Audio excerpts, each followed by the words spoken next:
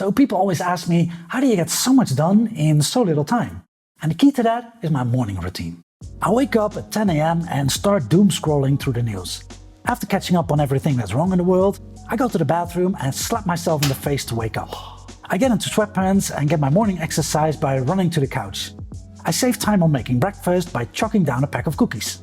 I then open my laptop to check on the latest expert opinions on social media. I find that participating in constructive conversation keeps my mind sharp. It does take some time, but people will appreciate your honest opinion. By not doing any work in the morning, I force myself to apply Parkinson's law in the afternoon, which says that the amount of work expends to fill the time available for its completion. Okay, that's not really how I start my day, it's not that bad, but my morning routine isn't crazy productive either. YouTube is full of morning routine videos where people wake up like a Navy SEAL at 5 a.m., hit the gym, journal, meditate, say their affirmations, read and visualize. All of that every single morning. Who's got time for that? I don't have that kind of morning routine and I'm okay with that. And guess what? I still get a lot done during the day. Our lives are busy enough as they are. And what these videos can do is guilt trip you into feeling that what you're already doing is not enough. No, we also need to spend a lot of time doing all kinds of self-development practices each morning because apparently that's what successful millionaires do. The implicit message is, if you just do this long morning routine, you can achieve similar success. But in my view, that is a gross oversimplification. And in this video, I want to offer a different point of view. Now, I'll start by sharing the different ways in which I have spent the first hour of my day over the last 15 years, ranging all the way from having no morning routine whatsoever to doing the full miracle morning routine. And then I'll share what I do now and my reasons behind it. For many years, I didn't have a morning routine, or not an intentional one at least. When I worked as a lawyer, I woke up to my alarm clock, snoozed a couple of times, and then had to rush out of bed to get dressed. And half of the time, I didn't even have time to take a shower. Just a minute for a quick rinse and brushing my teeth. I'd pop by the bakery on the way to work to get a sandwich that I'd eat during my commute. After I arrived at the firm, I'd start up my computer and get a coffee. I'd begin my day by checking my emails, and that set the tone for a hectic day. After a long day of caffeine-fueled work, I'd go to bed with a racing mind, and without fail, it would take at least an hour before I fell asleep, which made me snooze my alarm clock again the next morning. So when I quit my job to travel for a year, I stopped setting an alarm and I loved it. I never returned to law and instead started working online, doing different things. Then I read The Miracle Morning by Hal Elrod. He argues that to live up to our full potential, we need to overcome mediocrity. And the key to that are the lifesavers. SAVERS is an acronym that stands for silence, affirmations, visualization, exercise, reading, and scribing. Hal Elrod started by waking up at 5 a.m. to do 1 hour of lifesavers. And 1 week later, he woke up at 4 a.m. and he also started doing his morning routine in the weekend. In the book he writes, less than 2 months after my first miracle morning, my income was higher than ever before. So I was inspired and I started doing them all, even to the point that I wrote a book about it.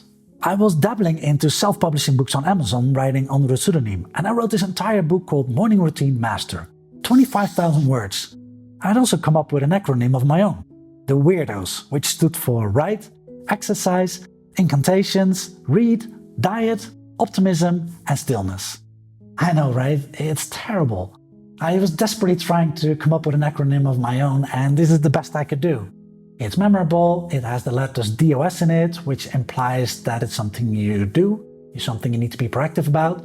And of course, it's a total rip-off of The Miracle Morning. I was just trying to figure out how to make money online at the time. I was taking my first steps and, first thing that came to mind was writing books. But I never published the book and I cringe when I think back about all the weeks I wasted writing it. But I started my days with the lifesavers for quite some time. I would meditate, say my affirmations, visualize my dream life, do yoga or cardio, read a self-help book and journaled. And you know what happened? I started to resent it. It was so much. I think part of the problem is that I went from not doing any of these to now having to check off this long to-do list while I was barely awake. And I also hadn't fully bought into each of the lifesavers. Like doing affirmations, it felt weird to me. And the way I used to journal, I didn't have a targeted approach. It was just a combination of writing down what I had done the last couple of days and any dumb thought that popped up into my mind. And the thing I hated the most was that I had to set an alarm clock to wake up earlier so I could do all these things. Half of the time I would wake up in the middle of a dream and feel groggy. In The Miracle Morning, Hal Elwood writes that we need as much sleep as we believe we need. What I found was that whether I got 5 or 9 hours of sleep, as long as I consciously decided before bed that I was getting the perfect amount of sleep, I consistently woke feeling better than I ever had before. I disagree with this. Just because it apparently worked for him doesn't mean it's good advice for all of us. Sure, there are famous people who reportedly only need 4 hours of sleep a night.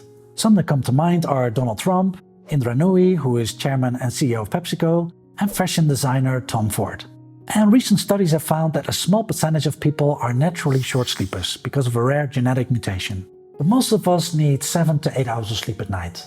And I think suggesting a causal link between sleeping less and having success in life is potentially harmful. In her book Thrive, Arianna Huffington phrased it well. We think, mistakenly, that success is the result of the amount of time we put in at work, instead of the quality of time we put in. Sleep, or how little of it we need, has become a symbol of our prowess. We make a fetish of not getting enough sleep, and we boast about how little sleep we get.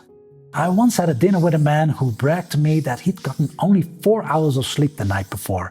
I resisted the temptation to tell him that the dinner would have been a lot more interesting if he had gotten 5. So after a while, I stopped this particular morning routine. But I did not go back to my old ways. I do still have a morning routine, but it's one that I'm intentional about and works for me. So this probably comes as no surprise by now, but I don't set an alarm clock. And it's the best thing ever. I wake up naturally at the end of a sleep cycle and feel rested most of the time. I wake up anywhere between 7 and 8:30 am, depending on what time I went to bed. I usually sleep 8 hours a night, and I'm not apologizing. I love sleeping. I'll even go to bed early to relax by listening to a podcast for an hour. Some of my recent favorites are The Prince, about Chinese leader Xi Jinping, and I'm Not a Monster, about an American mother who traveled to Syria with her family to join ISIS. Quality sleep is probably the most important contributing factor to living a productive life. We sleep in 90-minute cycles, and I found that when I wake up at the end of one of those cycles, I usually feel more refreshed and energized. So to me, setting an alarm clock is a bit like playing Russian roulette with my sleep. The first thing I do after waking up is opening the curtains to let the daylight in. I'll wash my face, brush my teeth, and drink about half a liter of water. Then I'll go for a short walk if I know I'll be working from home. I like the fresh air and moving my legs. I skip this if I'm working from a co-working space, because I know I will get my steps in walking there later. When I come back from my walk, I take a shower and get dressed. I used to start my day with a black coffee, but I've recently switched to a matcha latte. It's more soothing and I'll have a coffee later that day. I don't journal or do affirmations or check off a to-do list. I am intentional about my morning routine though. Besides my morning walk, another thing I often do is read a book for 10 to 15 minutes. Not the news. My phone is on airplane mode until I start the workday. This is in stark contrast to my days as a lawyer, where checking my BlackBerry or Crackberry was the last thing I did before going to bed and the first thing I did when waking up. That habit immediately put me into stress mode in the morning. So I've been careful not to reintroduce that habit now that I no longer need to be available around the clock. I read a mix of fiction and personal development books. A few books I've read recently are The Psychology of Money, After, which is about near-death experiences, and Men Without Women, a collection of short stories by Japanese author Haruki Murakami. When I'm done with my matcha and reading, I'll make breakfast. I have 3 go-to meals: eggs, oats, and a fruit bowl with yogurt. From waking up until I start my workday, my morning routine can take anywhere from 30 minutes to about an hour. And don't get me wrong, I greatly admire those that wake up at 5 am to do a 2-hour morning routine. I am certain it can be life-changing, that it builds a great character, and that it contributes to living a purposeful life and achieving success. But for where I'm at in life, it's not for me. What's most important to me is that the first hour of the day is chill. It's about waking up and getting my mind and body ready for the day. But not by forcing myself to be productive immediately or working off some checklist. And luckily, I'm in good company. Ramit Sethi writes, Can we please stop with guilting people over the morning pages, the journaling, the meditation, the drinking 18 gallons of mint-infused water, and the yoga? If you want to do those, great. But you don't have to.